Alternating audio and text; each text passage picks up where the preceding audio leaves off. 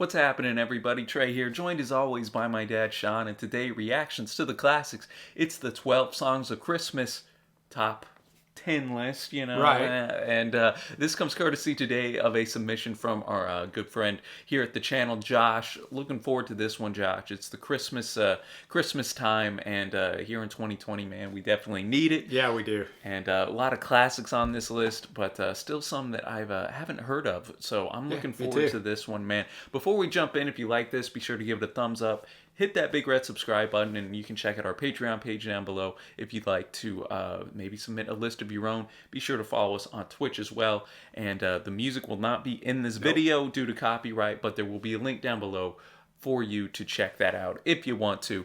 All that housekeeping up front. Josh did a little write-up of kind of how he brought into this list. Yeah, he did. He said, here's my top 12 favorite Christmas songs. This has been the toughest list yet. Every year I'd have a different top 12. Christmas is my favorite time of the year, but I try not to get caught up in all the commercialism. I'm just a sucker for the songs, the movies, and the TV specials. I understand this holiday isn't always easy for everyone. On one side, it warms people's hearts, but on the other side, there's a lot of heartbreak. I'm very fortunate to have had great parents, a brother, and many uncles, aunts, and cousins. The family gatherings meant the world to me. Christmas is a bit different for me now. It was my dad's favorite time of the year. It brought out the kid in him. His last Christmas was in 2017, and we made the best of it for him. He had ALS, but he could still smile, and his eyes always had that twinkle in them. This list is for him. My mom and I always talk about our great memories with him when we continue our traditions. To spare everyone the torture, I left out Mariah Carey on this list. Spoiler alert. We appreciate you, Josh. In 2017, my dad and I were listening to her Christmas album, and about halfway in, he didn't want to listen to it anymore.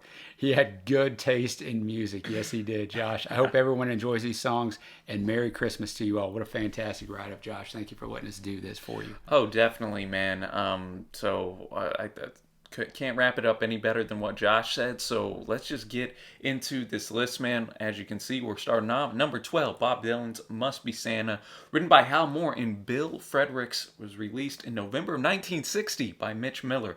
And there was cover versions that charted well. This is based on a German drinking song. It's structured as a call and response with the lead singer posing the question of who has a certain feature, with the chorus responding that Santa Claus has that feature. After every other verse, the list of features mentioned up to that point is reiterated, followed by the chorus of, quote, Must Be Santa, repeated 3 times and ending with Santa Claus. The Dylan version, November 2009, Dylan covered the song in a polka style, influenced by a previous version by Brave Combo for his Christmas album, Christmas in the Heart. Dylan's version also has the names of several U.S. presidents mixed in with the list of Santa's reindeer. There's a lot of research, guys, on a lot of these Christmas songs. I enjoyed digging in and learning the history behind them. A lot of these songs I did not know existed, such as this one. I didn't know Mr. Dylan had a Christmas album, so let's check it out. Thank you again, Josh. And as always, lyrics will be pulled up on our respective devices. Must Be Santa by the great Bob Dylan, man. Bringing it in, and automatically you could see that, you could hear the polka influence.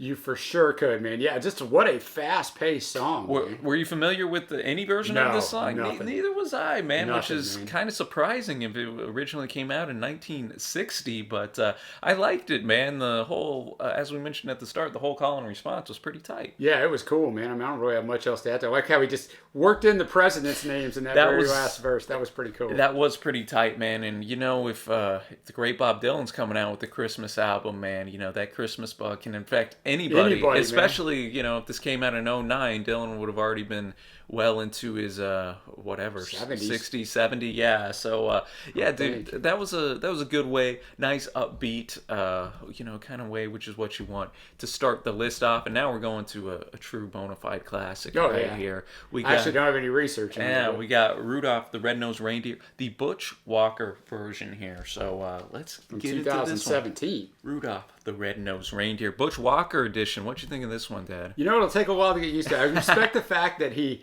made it different for sure. Yeah. All kinds of different instrumentation, weird stuff. Almost sounded like a comb on there. You see like a tuba. Definitely had like a bossa nova-esque type of arrangement. So it took me a little bit to get used to it. I don't know, man. I don't know what I think of it, but I'm sure if I listen to it over and over, but I do like that he made it different. No, it had a groovy little guitar solo in the middle there, or towards the end rather. And it was a nice, I think, updated, kind of modernized version. And yet, I don't know any other Butch Walker stuff. I've heard the name, but it does get me a little curious to check out what he's got. But there's cover versions by everybody from George Strait. You have Dolly Parton's got a version, Neil Diamond, Leonard Skinner, Elton John, even Destiny's Yeah, Child. wow, So, what a very, we could spend an Yeah. hour on a video comparing all those. That's interesting. but just an absolute classic. I of course. remember singing this song in elementary. Yeah, and it's a safe one whatnot, that they and- let schools sing. Yeah, and I always like the little where it says like Pinocchio or like Monopoly, and at the end it's usually like Columbus, but they didn't include that one in here,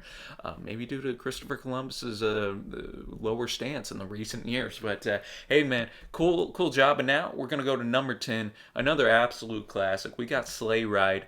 The great Ella Fitzgerald version, but that wasn't the original version. No, a light orchestra standard composed by Leroy Anderson in 1948. Original recordings were only instrumental. The lyrics were written by Mitchell Parrish 2 years later in 1950. The orchestral version was first recorded in 1949 by Arthur Fielder and the Boston Pops Orchestra, which, although it's often associated with Christmas and appears on Christmas compilations albums, its lyrics mention no holiday. Oh, that is interesting. Apart man. from certain recordings, such as those by the Carpenters, that substitute Christmas party for birthday party in the song's bridge. Yeah, and it was named the most popular piece of Christmas music in the U.S. from '09 to 2012 based on performance data on over 2,500 radio stations, so still going strong. Yep. Some claim that this has been performed and recorded by a wider array of musical artists than any other piece in the history of Western music. So that's pretty impressive. And this version was featured in one of my favorite Christmas movies, Elf, the classic Sleigh Ride, up in here. Ella Fitzgerald bringing some class to the list here. Yeah, you said it, Darren. It's just smooth and awesome. I mean, it's kind of weird because a lot of these songs, we don't really need to break down the lyrics like we normally. Just a very smooth sounding song. Timeless. It's from 50 years ago at the time we were recording this, and just timeless. Transports you to a different time and place when you hear it. And I think that's kind of the idea of Christmas music, right? Oh, definitely. It's one of those things. It has that warmness to it. Yes. And I think the kind of jazzy type of instrumentation helps that a little bit. I do too, and I think it helps with the timelessness. And Ella, of course, just so got a obviously great voice, and just lends a perfect rendition of this. I mean, on this record, she has Jingle Bell, Santa Claus is coming into town, Have Yourself a Merry Little Christmas, Frosty the Snowman. I got to go check this whole record out, man. Man, just enjoyable, and it's used very well in Elf as well. Yes, it is. And also let us know your favorite Christmas movies down below too. Yeah. Once we wrap up this list, man. So shout out to the great Ella Fitzgerald on that. We're gonna go to number 9 now. It Came Upon a Midnight Clear by the great Burl Ives. So it was actually an 1849 poem and Christmas carol written by Edmund Sears, pastor of the Unitarian Church in Wayland, Massachusetts. Yes.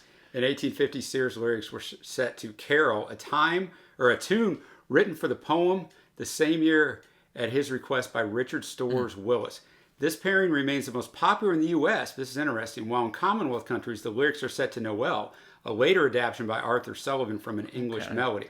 Sears wrote it during a period of personal melancholy, and with news of revolution in Europe and the U.S. war with Mexico fresh in his mind, Sears portrayed the world as a dark, full of, quote, sin and strife, and not hearing the Christmas message. According to many, Sears' song is remarkable for its focus not in Bethlehem, but in his own time and on the contemporary issue of war and peace. And of course, Burl Ives is just classic. You could have made a whole list of his music. Came Upon a Midnight Clear. Familiar with that song. Didn't know it was called that, though. Didn't know it was called that either. And a much more obvious, this is a total down the line traditional song, so much different than Rudolph the Red-Nosed Reindeer. This one does sound like it says 1968, like it could have been done in 1940, but I like that too. It kind of brings something, something a little dated and old school to us, which bit we nostalgia. need sometimes. Yeah, exactly. I think that's a great point, Dad. And Burl's got one of those voices, like almost like Morgan Freeman, where they could be saying anything, and it sounds exactly fantastic, man. Definitely has more of a religious bent to it. Kind of first song here that's had that, and it's the arrangement here just so again, just so classy. That's a word I'm using a lot, I know, but I I really really enjoyed this one. I think I've heard a bunch of covers of it through the years. Right, I don't of know course. if I've ever heard the OG version. I don't know that I've ever heard this version. I've heard a which lot of his stuff. But... I guess Burl isn't the originator of it, obviously, since we well, yeah, but you probably know, the most old school famous version. yeah. So really really enjoyable there too, and it just goes to prove, man, 2 minutes you can pack in a lot of great stuff. Yeah, you can. And so now we're going to go to the next one, which has quite a bit of info. So strap in here. We got Baby It's Cold Outside, cover from Willie Nelson and Norah Jones in 2009. They came out with this.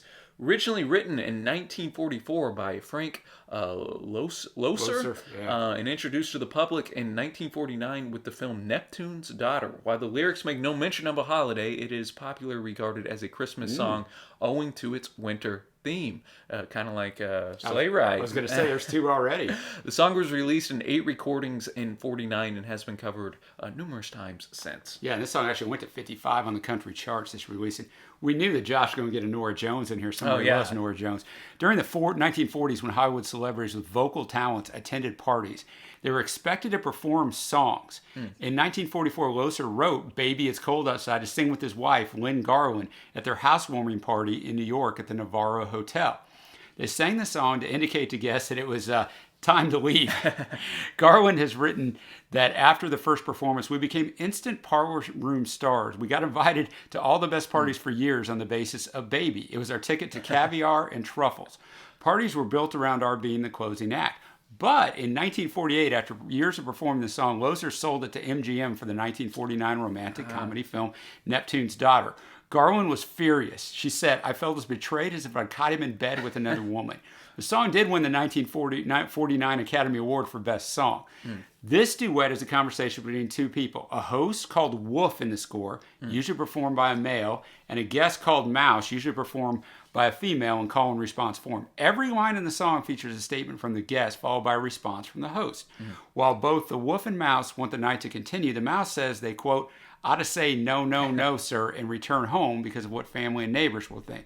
This is performed by everyone from Louis Armstrong to Sammy Davis Jr., Dean Martin, Ray Charles, Rod Stewart, Dolly Parton, James Taylor, and Natalie Cole. But Trey, as so many things nowadays, we had a little lyrics controversy. Yeah, so since 2009, the song has faced criticism in some feminist circles for the alleged implications of its lyrics, with certain elements such as the line, what's in this drink, and, quote, Wolf's unrelenting pressure for the Mouse to stay in spite of her repeated suggestions that she should go home, being described as suggestive of sexual harassment. However, others have noted that cultural expectations at the time of the song's writing were such that women were not socially permitted to spend the night with a boyfriend or fiance, and that the woman states that she wants to stay, while what's in the drink was a common idiom of the period used to rebuke social expectations by blaming one's actions on the influence of alcohol. And that is why you got to understand things in the social context of when it was written. In 2018, the airing of the song was canceled by a number of radio stations, including Canada's CBC streaming service, after social media criticism and public pressure regarding the song's lyrics.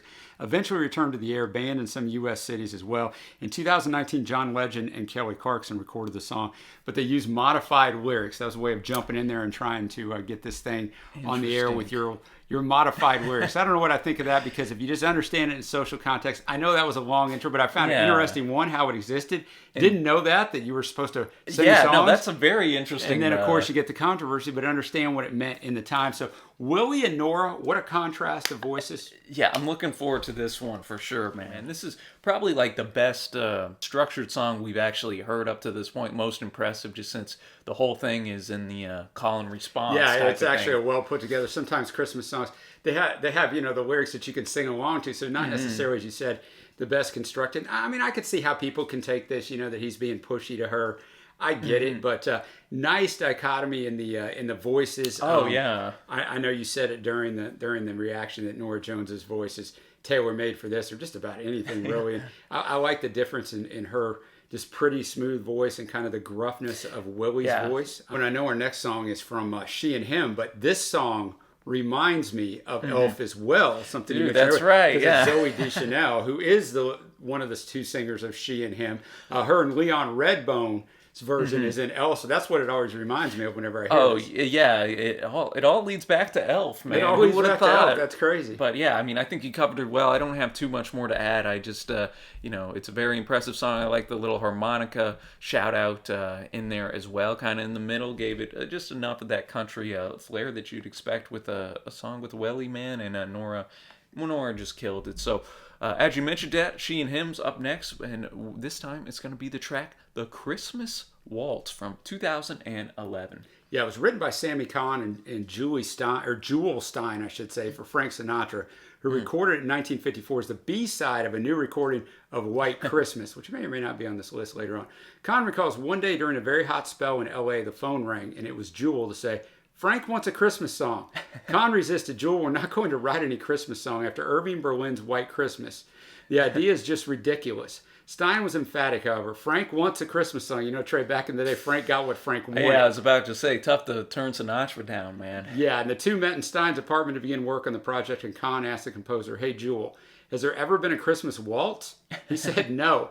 I said, "Play that waltz of yours." He did so, and Kahn began work on the lyrics of the Christmas Waltz, which many other artists have also recorded, including Bing Crosby, the Carpenters, Johnny Mathis, Natalie Cole, Tony Bennett, to name just a few. All right, She and Him coming in with the Christmas Waltz, and here it was more just she, with Zoe Deschanel putting in the work on the vocals here.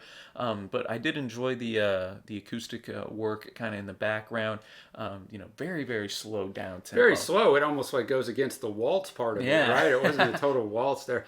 I liked it okay. It took me a little while to get used to. It was almost too slow for me, but I mean, her vocals are beautiful, so I get it. No, man, I'd be curious to hear the OG Frank's Yeah, Frank's I'm sure it's version different too, with a whole lot well. of orchestral backing on it, I'm sure. But until this year, I didn't even know Zoe Deschanel was in this group. I didn't either. We did a song battle with them and CCR's "I Got a Spell on You," and they did a fantastic job there. And yeah, man, this won't end up in my favorites or anything, but I still thought it was a pretty track, and just kind of sets that Christmas mood with the slower down tempo here. And we're halfway through the list, so now we're going to a staple of Christmas time music, the great Michael Bublé with his track "I'll Be Home for Christmas." Originally written by lyricist Kim Gannon and composer Walter Kent, recorded in 1943 by the great Bing Crosby, who scored a top 10 hit with the song. Originally written to honor soldiers overseas who long to be home at Christmas time. Yeah, the song is sung from the point of view of a soldier stationed overseas during World War II, writing a letter to his family. In the message, he tells the family he'll be coming home and to prepare the holiday for him, and requests snow, mistletoe, and presents on the tree. Despite the song's popularity with Americans at the front and at home, in the UK, the BBC banned the song from broadcast as they felt the lyrics might lower morale among British troops. Bring in the old BBC. Wow. They love to ban Crazy, stuff. man, crazy. Well, I didn't know the backstory to it. This is fun to kind of learn, even though we know That's these what I thought. That's why I songs really to- dug in on the research to see where they really came from.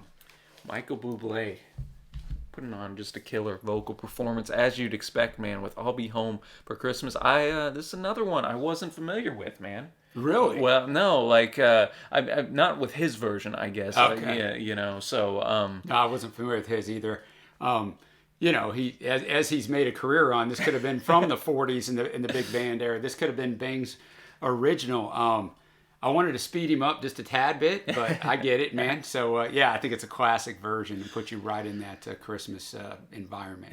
And, just when you put the strings, you put the orchestra in, it just kind of adds to that. For sure. Just that Christmas-y type of sound. I don't know why that kind of resonates with me, but it does. I think he's got the voice to make the classic voice. Oh, I yeah. think Michael, better than anyone, probably any contemporary artist, is kind of embraced and been embraced in this Christmas environment. Well, yeah, I think that's what he's most famous for nowadays it is, I I think.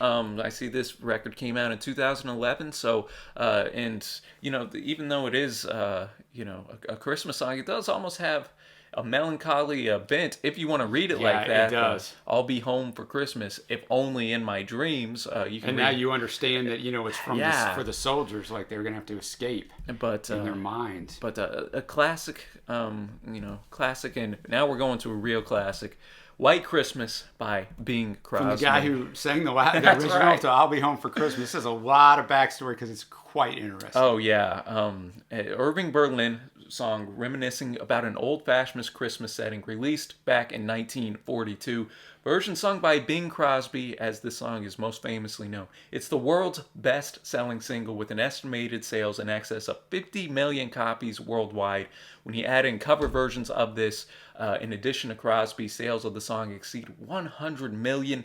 One day, Irving Berlin told the secretary, "I want you to take down a song I wrote over the weekend. Not only is it the best song I ever wrote, it's the best song anybody ever wrote." Irving, little humble there. Little humbleness. I love the confidence. He wasn't wrong on the sales, man. No, he wasn't. And for the Bing Crosby version, at first Bing didn't see anything special about the song. He said, quote, "I don't think we have any problems with that one, Irving. The song established there could be commercially successful secular Christmas songs, in this case written by a Jewish American songwriter. Before 1942, Christmas songs and films had come out sporadically, and many were popular. However, the, quote, popular culture industry had not viewed the themes of home and hearth centered on the Christmas holiday as a unique market until the success of White Christmas and the film where it appeared, Holiday Inn.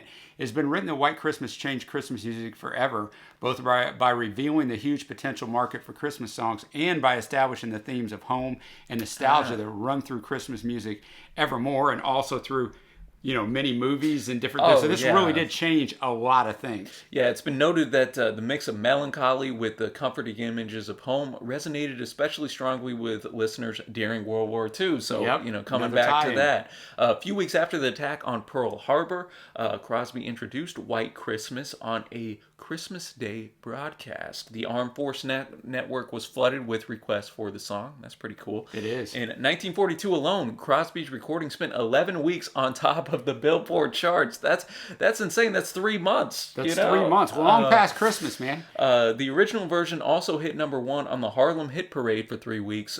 Crosby's first ever appearance on the black-oriented chart. It was re-released by Decca. The single returned to the #1 spot during the holiday seasons of 45 and 46, thus becoming the only single with 3 separate runs at the top of the U.S. charts. That's ridiculous. It is. And in Holiday Inn, the composition won the Academy Award for Best Original Song in 42.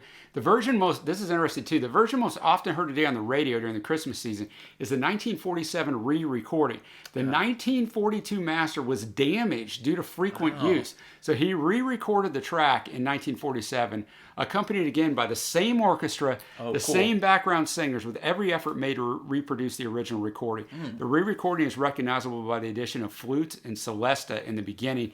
And for the legacy of this bad boy, in 1999, NPR included in the NPR 100, which sought to compile the 100 most important American musical works of the 20th century. Hard to leave this one off. Bing's version of the song also holds the distinction of being ranked #2 on the Songs of the Century list, behind only Judy Garland's Over the Rainbow, as voted by members of the RIAA. Wow. It's the most recorded Christmas song, supposedly, but we've had another song with the claim of that. There have been more than 500 recorded versions of the song in several different languages. Guys, I know that was long, but this is kind of the iconic Christmas song. Changed a lot of things. And one other little tidbit, I did a solo review of Elvis's Christmas album last year. That's right. Elvis covers this song on that album. Irving Berlin was so upset by Elvis's rendition of it that he had all his staff call all the big radio stations in the United States, begging them not to play it and actually to ban the entire playing of the album because he thought it was disrespectful. It's a fine version that Elvis did. So, just an lots around this song. The lyrics themselves are only 8 lines long. So simple and to the point, man. So the song will take about 1/4 of the time it took us to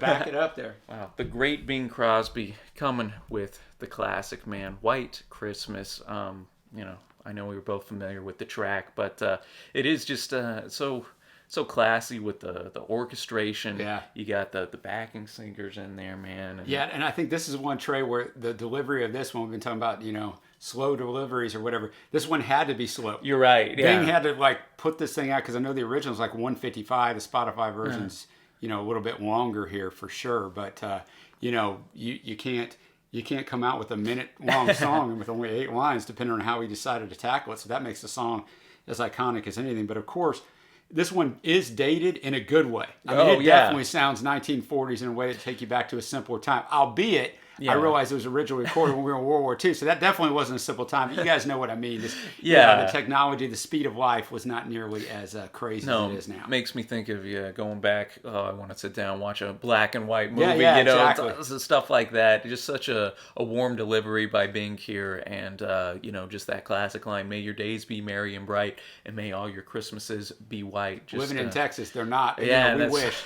that's not gonna happen, man. But yeah, just a classic, and it's kind of wild to think that this is one of the most well-known songs probably of all time. Yeah, for sure. So this will be continue to be played decades and decades from now. So good call on that one, Josh. And now we're gonna go to the Christmas song by the Nat King Cole, commonly subtitled "Chestnuts Roasting on an Open Fire," or as it was originally subtitled, "Merry Christmas to You." It was written in '45 by Robert Wells and Mel Torme. According to Torme, the song was written in July during a blistering hot summer. That's kind of funny. The Nat King Cole Trio first recorded it in June of '46 at Cole's urging and over the objections of his label, Capitol Records. A second recording was made in August utilizing a small string section, as we learned in the last song. That's golden. This version becoming a massive hit on both the pop and R&B charts. Cole again recorded the song in 1953 using the same arrangement with a full orchestra, arranged and conducted by Nelson Riddle, and once more in '61 in a stereophonic version with another full orchestra arranged and conducted by Ralph Carmichael. Cole's 1961 version is generally regarded as definitive, and Nat King has a lot of definitive Christmas songs. Oh, yeah. He's one of those guys that was really known for this, even though his voice is fantastic all the way through. The great Nat King Cole bringing the Christmas song here, and just like White Christmas, man, brings that sense of nostalgia, and takes you back on. I always remember, when I was a kid, Christmas was just so you're just ready going to sleep on Christmas Eve. We actually opened presents on Christmas Eve, but then Santa's coming on Christmas. That's right. So it ain't over yet, man. And you had a great life growing up at Christmas because you had great parents, man. Well, I did. Well, no, I did, man. Y'all came through. Plus, I was an only child for my first 11 years. That helps too. That definitely helps. Like this one, just like with Bing, but for me even more so with this, I love Nat King Cole's voice, and this just really transports me to a different time and place. Just almost a perfect Christmas song. It really is. Obviously I'm very familiar with the song, but I never knew it was called the Christmas song. Neither It was did I. chestnuts roasting on an open fire. I didn't figure that was the actual title of the song, but I never really thought about the title of the song, so I did learn something there. But just great. And he knew it was great, obviously, because he re-recorded it several times. And just the classy piano solo towards the end, and knowing enough to rearrange it those different times that he did too when he did it. So fantastic stuff. Just ends perfectly too. Although it's been said many times, many ways, "Merry Christmas to You." I think if any song could be a definitive Christmas song with that title, it could be this one, man. I agree. And now we're gonna go to little John Lennon Yoko action with "Happy Xmas, War is Over," a song that I wasn't familiar with till last year whenever we played it on a Christmas little live stream. Released in 1971 in the U.S. as a single featuring the Harlem Community Choir. It was the 7th single released by Lennon outside his work with the Beatles. Didn't have much success in the States. It reached 4 in the UK, though, where its release was delayed until November of '72 because of a dispute between the music publisher Northern Songs. If you remember, it's only a Northern song. And Lennon over publishing rights, and has periodically re-emerged on the UK singles chart. It's a bit of a protest song as well against the Vietnam War. Yes, it is. The song was a culmination of more than 2 years of peace activism undertaken by John and Yoko. That began with, of course, the famous bed-ins in 1969. In December of '69, at the height of the counterculture movement and its protests against America's involvement in the Vietnam War, they rented billboard space in 12 major cities around the world for the display of black and white posters that declared, "War is over. If you want it, Happy Christmas," from John and Yoko. Recognizing the popular appeal that made his 1971 single Imagine a commercial success compared to the other songs that were released up to that point, Lennon concluded, I quote, "Now I understand what you have to do. Put your political message across with a little honey." He conceived this song as a means of elaborating upon the themes of social unity and peaceful change while trying to convey optimism while avoiding the sentimentality that he felt often characterized Christmas songs, mainly all the ones we've already done. Yeah. Sarah McLachlan and The Fray and John Legend had hits with it this century. You've got Yoko on here. You've got the great Nicky Hopkins on piano, Ooh. Jim Keltner on drums, and the great and always insane Phil Spector on production. Sweet, man. Let's get to this. Number 3. Bravo to John, Yoko, and the Harlem Community Choir Yes. up in here, man. This is a shout out as well to one of our subscribers, Don Wiseman, man. He sent me did. this single last year Sitting on right over there. green vinyl, man. Really, Awesome really stuff. tight. This is one. It's interesting, because this is the first one that's had like really kind of an underlying kind Yeah. of message with I it think it's too. cool, and it's hard for me to be, really objective on this because I love John and, Yeah. hearing his voice on this. And I will say a shout out to the Harlem Community Choir because what they did on this, and it's very brilliant arrangement, and Phil probably did this on purpose, he brought them in on Yoko's part to kind of punch that up. So Yeah. sounded really good. Just really, really And I think enjoy it. it's a chorus we could all kind of get behind. A very Merry Christmas and a Happy New Year. Let's hope it's a good one without any Yeah, fear. boy, in right? 2020 going into 21, that is a great And observation. I like they shouted out, saying all the different colors too. Again highlighting the Vietnam type of stuff.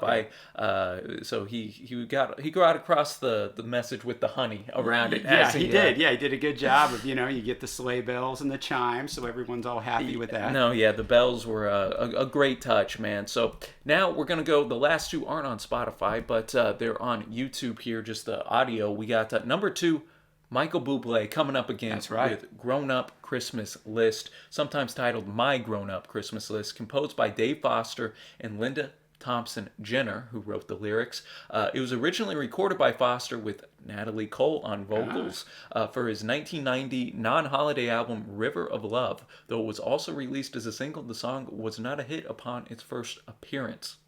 Amy Grant, Kelly Clarkson also have had hits with it. Michael Bublé making his second appearance on this list with Grown Up Christmas List. I have never heard this song in my life. What about you? See, I have heard it, so I'm over here furiously looking to see what have I heard this in. But it also sounds like another song. The piano part of it sounds like another song. So somebody help me out. It's an older song. Yeah, familiar melody up in there. Familiar melody. This is a great song. Great choice. It man. is, and this one I like it because it has a unique take on things. It does. Starts off in the first verse. I'm assuming he's writing to Santa. Yeah. Do you remember me? I sat upon your knee. I wrote to you with childhood fantasies. While I'm all grown up now, can you still help somehow? I'm not a child, but my start still can dream. And then he goes through his grown-up Christmas list, which is a bit more sophisticated and wide scoping than maybe what we had as wee little lads. Yeah, exactly. No more lives torn apart, that wars would never start, and time would heal all hearts. Every man would have a friend, that right would always win, and love would never end. This is my grown-up Christmas list. That's a heck of a list, man. Dude, it is. And I really like the couplet, what is this illusion called the innocence of youth? I love that. Maybe only in that blind belief can we ever find the truth, man. Life was simpler when we had... You know it, brother. We all had that innocence, and, it is fun whenever you hear a child speak on whatever's going on in the world. No, it is, man, because we're so jaded, because life is hard, right? We all know this. Life is very, very hard, and... these songs bring us back to a different time, and just a wonderful vocal performance. Oh yeah, and just the piano was gorgeous. It all worked very well. So a very standout track here. Good on you, Josh, for including it. Drum roll, please, ladies and gentlemen. We are to our number 1 song, and it's gonna be we're gonna throw to the great Ray Charles and the track "The Spirit of Christmas." I don't think I know this one, but maybe I do. Yeah, it's I just by the name, it's not jumping out to me, but I'm sure once we get going, it might click with me. But let's listen to the genius put in the work here on "The Spirit of Christmas," number 1. Let's go, ladies and gentlemen. Ray Charles bringing us home with the spirit of Christmas in the number one spot on Josh's top Christmas songs list. And yeah, dude, this is whenever in National Lampoon's Christmas Vacation, whenever Clark's up in the attic looking at that's right. the old fits perfect with that. Oh yeah, so I knew it from that. I don't know if I've ever heard the full on version. I've never heard the full on version. I'm 49 years old. I've never heard this song outside of National Lampoon's Vacation that I know of. Well, I see here on the YouTube video Josh did, it only has 1.3 million views. It's weird because it is such a whereas the Boo Boy one had 4 million. Yeah. So man, this should be a staple of Christmas tunes, man, because Ray's just got that voice, obviously, that just carries so much soul. Then that backing comes in. It's just so good. Then you get the orchestra popping up, and a bit more lyrically dense than a lot of the songs on the list. And I like that kind of spirit of, man, how come we can't keep this spirit of Christmas around the whole... We can be nice to everybody all the time. Yeah, exactly. There's a thought. He notes sitting by the fireside, taking a walk through the snow, listening to a children's choir singing songs about Jesus. And like he's just building up the mood and the imagery in your mind as you're listening to it. That just kind of has that gets you that warm fuzzy feeling inside. Exactly, man. I agree. So that'll take us now, great list, Josh, to our top songs, top 3 favorite songs. And this one's tough because there's so many classics that are on this list that it's going to be tough to narrow it down to just 3. You want me to go? You already got yours. I got it, man. I always keep my notes over here, guys, so it helps me remember. My 3 I think Josh did a great job. I think he saved the best ones for last. Of The Spirit of Christmas, Ray Charles. Michael Bublé, Grown Up Christmas List. Yeah. And I got to go Nat King Cole, the Christmas song. Yeah. Honorable mention, of course, to my boy Lennon. That's right. And also to Ella Fitzgerald on Sleigh Ride, the first track on here. Or no, the 10th track. I forgot there's 12, but the 10th track on here. Man, I'm you can't go wrong with those. I gotta give the nod as well to Mr. Ray Charles. The Spirit of Christmas gonna be making it. Man, I got to go with the Christmas song. Nat King Cole is man, dude, it's such a classic voice. And then I'm going to go actually with one you mentioned as your honorable mention. I'm going to put it in my favorite. I'm going Sleigh Ride. It was my last cut, man. By Ella Fitzgerald. Honorable mention, of course, to Happy Xmas, The War Is Over by my guy, John Lennon. I even like the Must Be Santa by Dylan. It's different, man. I did too, man. It was a different kind of take. I like it. How wild it was. But a really fun list. Obviously, we want your input down below, y'all, on what your favorite Christmas songs are, what didn't make the list that should have, where was Wonderful Christmas Time by Paul McCartney, man. Come on, man. It's probably your last cut, right, Josh? But, let us know your favorite Christmas movies as well. And if you're watching this in live time on December 23rd, 2020, we're going to be doing a Christmas-themed live stream playing great Christmas tunes over on Twitch. At 6 o'clock Central Time on that Wednesday, the 23rd. So it'll be a fun time for all. Be sure to check that out. I know Josh will be there. But anyways, Dad, appreciate the research, especially on these classics. No, man, it was fun. And we just want to tell everybody from the RTTC family to yours, Merry Christmas. We're Christians. Christmas is a big time of year for us. Happy Hanukkah, Happy Kwanzaa, whatever it is for you, man. But we really appreciate not only you watching this video, but most of you watch a lot of our videos and your support throughout the year. Oh, definitely, man. Can't sum it up any better than that, Dad. So from us to you, thanks for watching, y'all. Happy listening, Merry Christmas, and until next time, we will see ya.